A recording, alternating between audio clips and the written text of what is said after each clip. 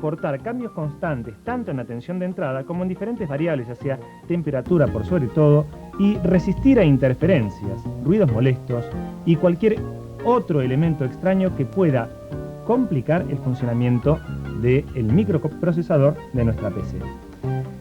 Es por esto que las fuentes de alimentación de las computadoras suelen llamarse fuentes conmutadas o, como en muchos casos se las denomina, fuentes pulsadas.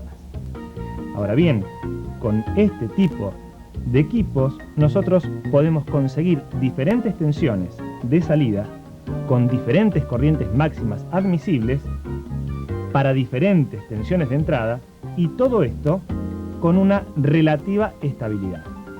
Lo que uno tiene que tener en cuenta es que antiguamente los equipos requerían fuentes de alimentación de poca potencia. Bastaba con tener una vieja 286, las primeras XT, con potencias del orden de los 100 watts.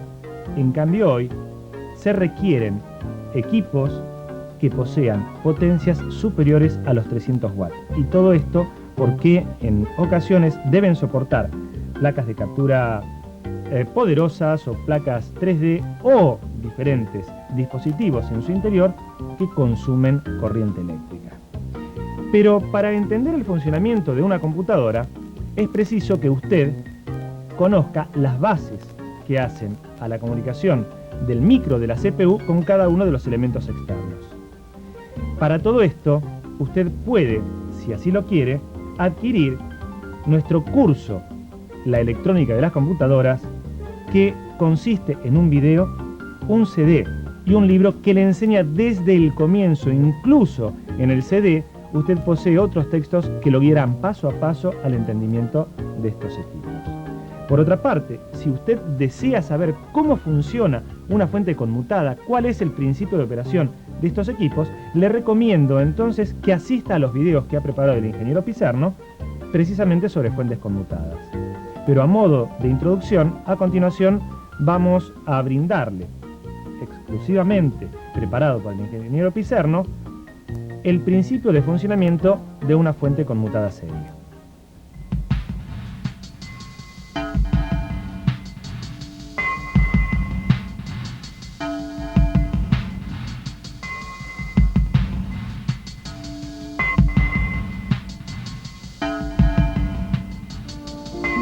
Consideramos que este es uno de los temas más importantes de la actualidad, debido a que si hay un bloque que no falta jamás en ningún equipo, es precisamente la fuente de alimentación. Desde la simple radio de AM, en donde tenemos una fuente de alimentación a pilas, hasta un tomógrafo computado de ultimísima generación, ambos requieren una fuente de algún tipo. Hasta hace aproximadamente 15 o 20 años, todas las fuentes de alimentación eran exactamente iguales. Eran un simple transformador con laminación de hierro-silicio, un puente de rectificadores, un capacitor electrolítico y, cuando mucho, si era requerido, un regulador serie a transistor o con un conjunto de transistores. Esta disposición ya clásica actualmente es prohibitiva por su precio. El precio de la laminación, el precio del cobre, del bobinado, el peso de la fuente de alimentación, diferentes factores hacen que estas fuentes deban ser olvidadas por completo. El reemplazo de la misma, actualmente podemos decir que en el 90% de los casos se utilizan las llamadas fuentes pulsadas. Estas fuentes pulsadas las vamos a encontrar prácticamente en cualquier equipo. Un televisor, un videograbador, un centro musical, una computadora. Esta es una fuente clásica. Si usted sabe reparar esta fuente, ya puede considerar que sabe reparar prácticamente cualquier fuente pulsada. En principio sería interesante observar cuáles son los órganos más importantes de la misma. Bueno, En principio, señalemos aquí, este componente es el filtro de entrada. Este filtro es el que nos permite aislar esta fuente del resto del equipamiento que podamos tener conectado a la red. Evita que la fuente produzca interferencias sobre la red y también evita que la red genere interferencias que influyen sobre la fuente y posteriormente el equipo conectado a ella. Luego tenemos allí un puente de rectificadores y un electrolítico. Aquí la costumbre es rectificar directamente la tensión de la red. 155 voltios si usted está en un lugar donde hay 110 voltios de alimentación, 310 voltios si usted está en un lugar donde hay 220 voltios de alimentación. Posteriormente podemos observar el transistor llave, en este caso, en otros casos esto podrá estar realizado con un MOSFET. Y luego el transformador de pulsos, el pequeño transformador de pulsos que tiene esta fuente pulsada. Todo lo que podemos observar luego posteriormente son los rectificadores auxiliares de ese transformador pulsado. No es propósito de este trabajo explicar el principio de funcionamiento de las fuentes de alimentación conmutadas. Como les había comentado al comienzo en la introducción de este video, existe ya un trabajo específico realizado por el ingeniero Pizarno. Sin embargo, es preciso que usted sepa que para reparar las fuentes de alimentación de computadoras no es necesario un gran conocimiento previo. Basta con que usted sepa básicamente que las fuentes conmutadas en general funcionan con una frecuencia relativamente elevada, lo que permite esa transición de tensiones, es decir, esa disponibilidad de tensiones desde 100 a 250 volt para el funcionamiento de la tensión de entrada.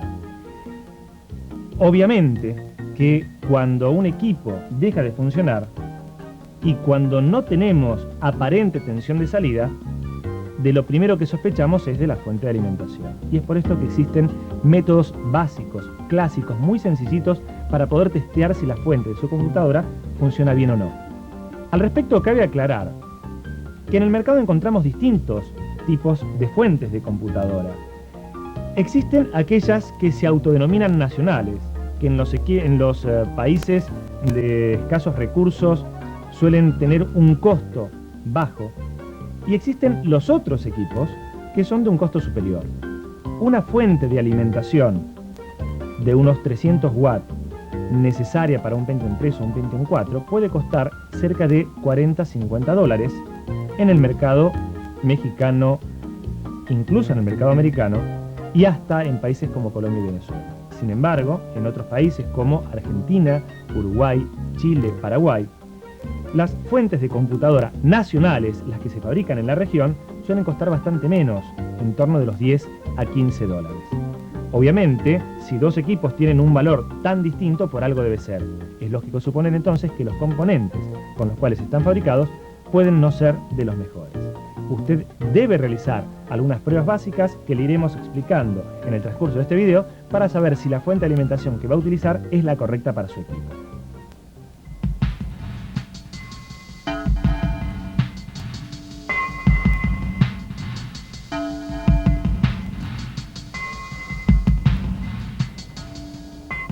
Para diagnosticar y reparar una fuente de alimentación de una computadora, es preciso contar como mínimo con un multímetro que puede ser digital, como en este caso, o analógico. Si usted puede, es conveniente contar con el plano del circuito de esta fuente de alimentación y evidentemente se le va a facilitar mucho la tarea si cuenta con un osciloscopio. Cabe aclarar que en todos los casos será preciso tener herramientas adecuadas, tales como desarmadores o destornilladores, y pinzas o alicates pequeños para la ocasión. Veamos entonces cómo se realiza la prueba preliminar para saber si la fuente de una computadora está funcionando correctamente o no.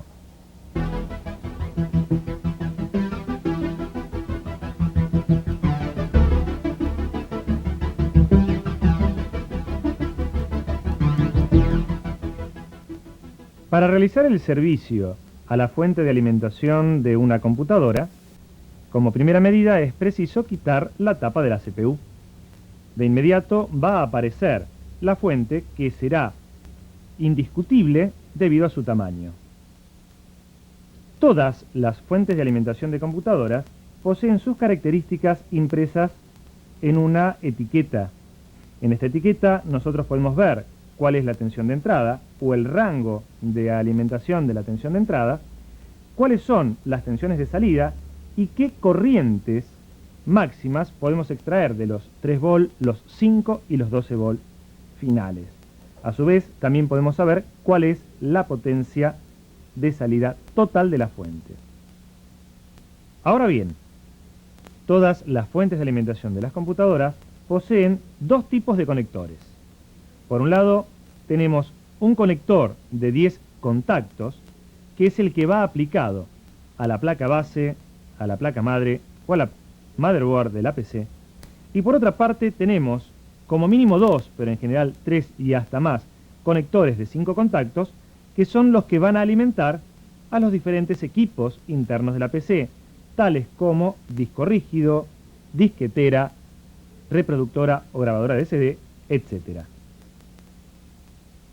Para hacer la prueba preliminar de una fuente de alimentación, entonces es preciso corroborar la existencia de las tensiones de 5 volt y de 12 volt correspondientes a las tensiones de salida. Estas se pueden medir desde cualquier conector. La punta negra del multímetro irá sobre el cable negro, es decir, la masa, y la punta roja del multímetro, que ya está preparado para medición de tensión continua, alternativamente buscará los 12 volt y los 5 volt. Por ejemplo, si conectamos la punta negra sobre el terminal de masa, posteriormente con la punta roja sobre los 5 volt, tendremos que medir aproximadamente 12 volt, en este caso 11,71 volt. Si quisiéramos verificar la existencia de los 5 volt, tendríamos que ir sobre el cable rojo, y en este caso sí estamos midiendo aproximadamente 5 volt. Para ser más exactos, 5,03 volt. Noten qué es lo que ocurre si yo apago directamente la fuente de alimentación. La tensión cae abruptamente. Esto implica que si en ningún momento yo estoy midiendo tensiones, o bien es porque la fuente de alimentación está apagada, o es porque tiene algún problema. Entonces ahora explicaremos qué es lo que ocurre cuando la fuente de alimentación tiene algún inconveniente. Para desarmar la fuente de alimentación, como primera medida, debemos quitar todos los conectores, comenzando por el que está en la placa base. Posteriormente, retiramos cada uno de los conectores que alimenta a los distintos dispositivos.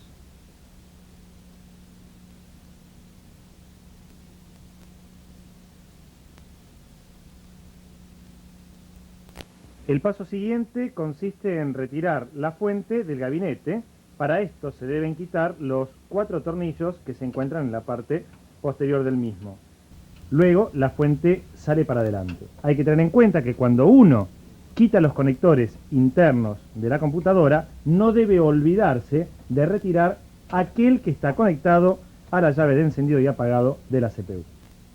Una vez que retiró la fuente del gabinete, colóquela sobre su banco de trabajo y debe proceder a quitar la tapa para acceder al circuito eléctrico. Note que esta fuente, al igual que muchas, tienen una faja que sirve como garantía, la cual no se debe estropear para que pueda ser reparada por personal autorizado. En este caso, para retirar la tapa de esta fuente, usted debe quitar estos 4 tornillos.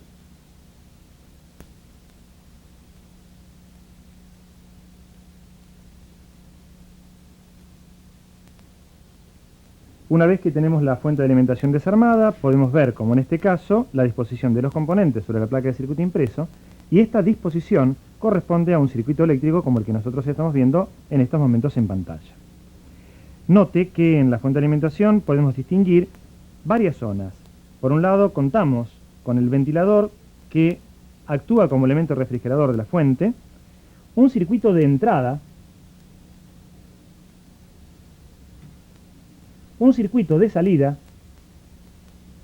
y en este caso un circuito integrado que es el TL494 que sirve como elemento conmutador. Cuando uno va a realizar la inspección del estado de una fuente de alimentación conmutada de computadora, lo primero que debe verificar es el estado del fusible. Y para medir el fusible, basta colocar el tester en la escala de Ohm y verificar si tiene continuidad.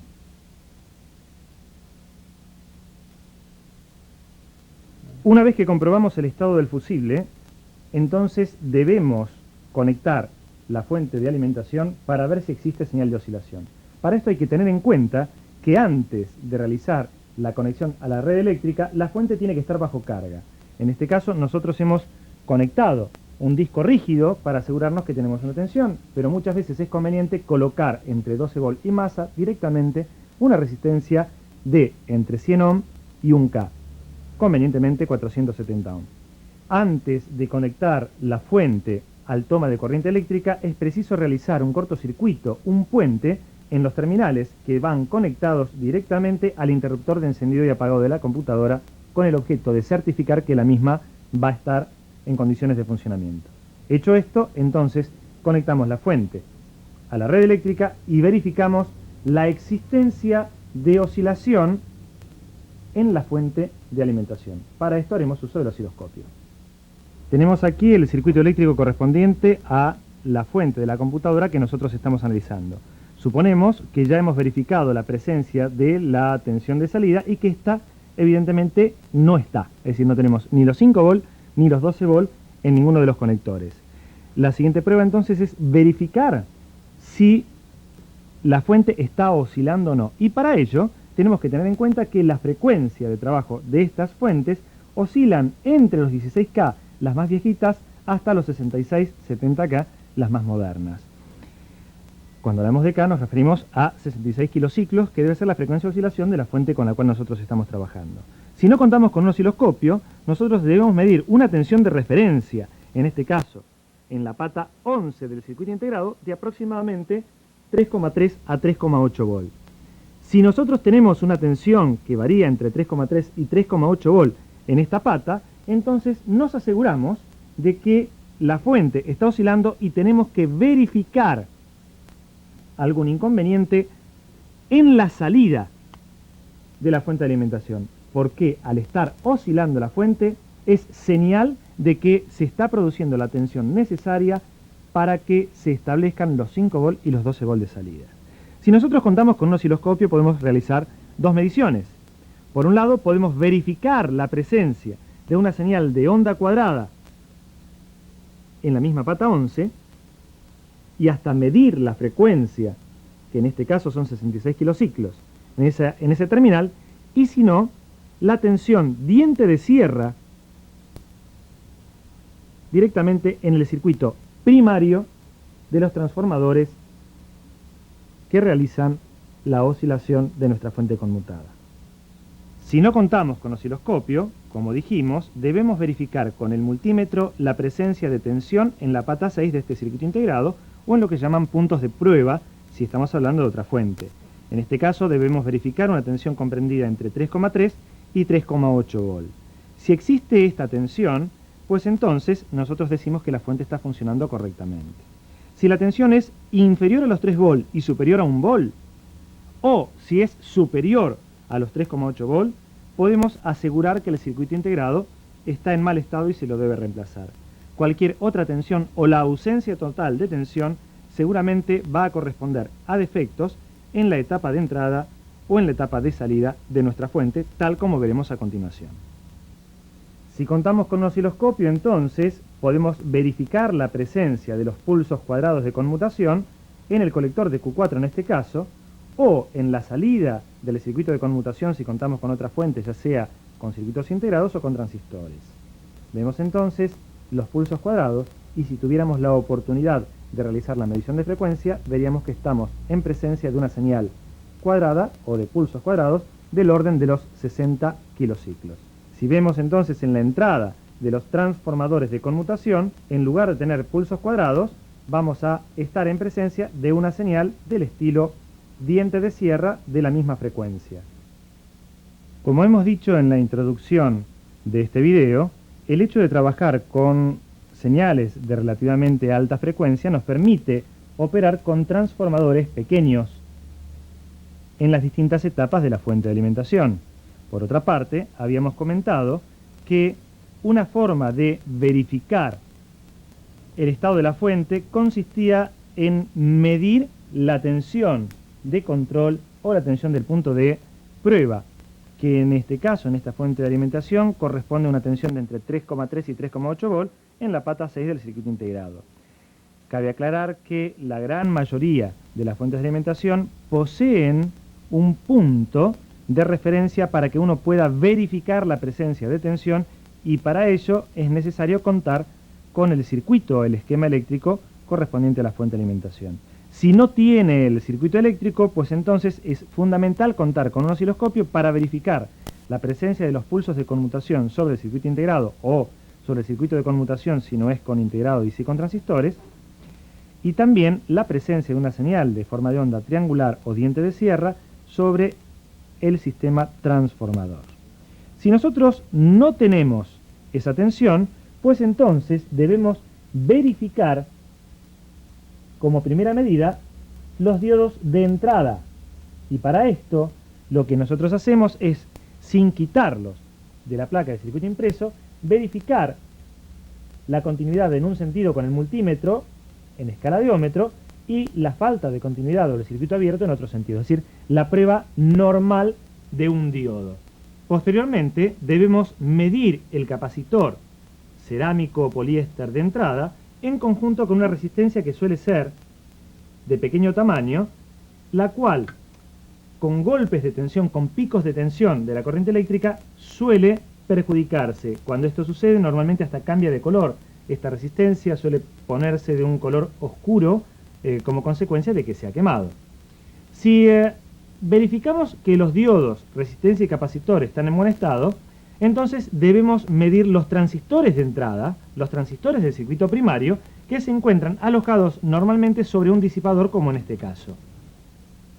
Cabe aclarar que normalmente no es necesario quitar los transistores para realizar la medición. Cuando estos se queman, generalmente existe un cortocircuito directo entre colectores, es decir, el disipador, y el emisor de estos transistores. Nuevamente comentamos que los circuitos transformadores que separan lo que hemos denominado primario de secundario dentro de la fuente de alimentación suelen no quemarse, es decir, suelen no dañarse, pero no estamos exentos de que esto ocurra.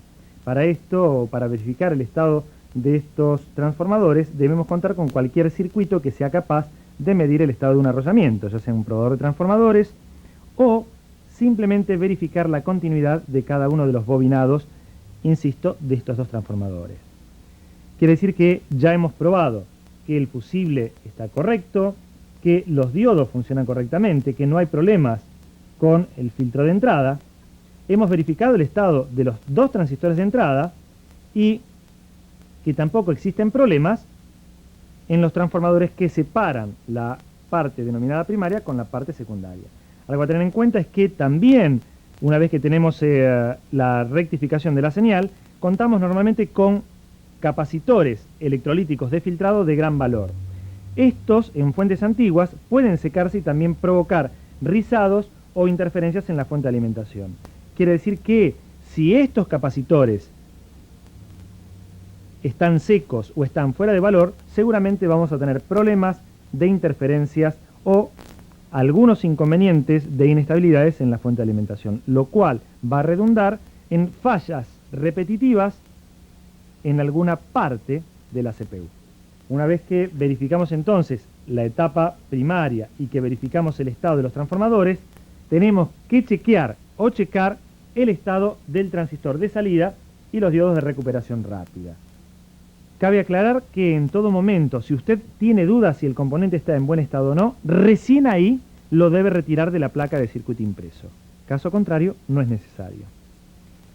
Aunque le parezca mentira, lo dado hasta aquí constituye las pruebas fundamentales que usted debe realizar para reparar una fuente de alimentación. Cabe aclarar que, en relación con el circuito integrado, existen un montón de componentes aledaños adicionales que normalmente no se dañan.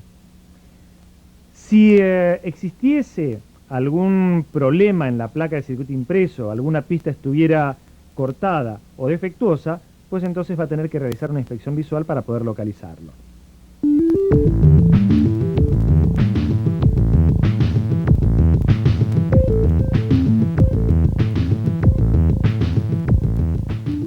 En conclusión, los métodos de reparación de las fuentes conmutadas de computadoras no tienen grandes misterios. Lo que vimos en este cassette es una síntesis de todo lo que nosotros tenemos que hacer para verificar si la fuente está en condiciones o no de ser reparada con éxito. ¿Y qué quiero decir con esto? Cuando afirmamos si está en condiciones de ser reparado o no. Muchas veces esa fuente posee algún circuito integrado que no se consigue en el mercado. O, a lo mejor, el transformador hay que volver a bobinarlo y cuesta más barato comprar una fuente conmutada nueva. Yo no digo que este sea el 100% de los casos, sino que en alguna pequeña proporción se le pueden presentar estos tips que yo estoy comentándoles. Por otra parte, tenga en cuenta que hemos visto a grandes rasgos las cosas que usted debe realizar, las mediciones que debe efectuar para saber dónde está localizada la falla. Que básicamente primero tengo que verificar si el circuito está oscilando o no, y no importa que tenga osciloscopio. Una vez que verifico que no está oscilando, es decir, que la fuente no funciona, tengo que saber si es por culpa del circuito de conmutación, ya sea el circuito integrado o sus componentes asociados, o si está en lo que nosotros denominamos circuito primario y secundario de la fuente de alimentación, y que tomamos a los transformadores como elemento de quiebre o elemento de diferenciación de la etapa primaria con la etapa secundaria. Es decir, lo que estamos diciendo en estos pequeños minutos finales es nada más que corroborar que reparar una fuente de alimentación conmutada, específicamente para computadoras, no tiene grandes misterios. Cabe aclarar que si usted desea toda la teoría de funcionamiento, puede encontrarla sin cargo adicional por ser comprador de este cassette en nuestra página web. Para ello, diríjase a www.webelectronica.com.ar, haga clic en el icono Password e ingrese la clave REPA-PC Fuente, todo junto, REPA-PC Fuente. Ahí va a encontrar abundante información sobre el funcionamiento de las fuentes conmutadas y además todo lo que usted ha visto en este video también lo va a poder obtener en pasos específicos en texto. Pues entonces, en nombre de Saber Internacional y de Editorial Quark, les damos las gracias por habernos elegido y lo esperamos en un nuevo producto que esté a su disposición. Muy amable.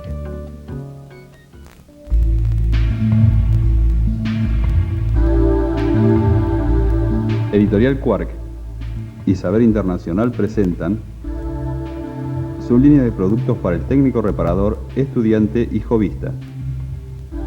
Curso de microcontroladores. Paquete educativo Manejo del osciloscopio. Aprenda el uso del multímetro. Reparando monitores de PC. Ensamblado de computadoras. Y 30 cursos más disponibles en toda Latinoamérica a través de nuestra cadena de distribuidores.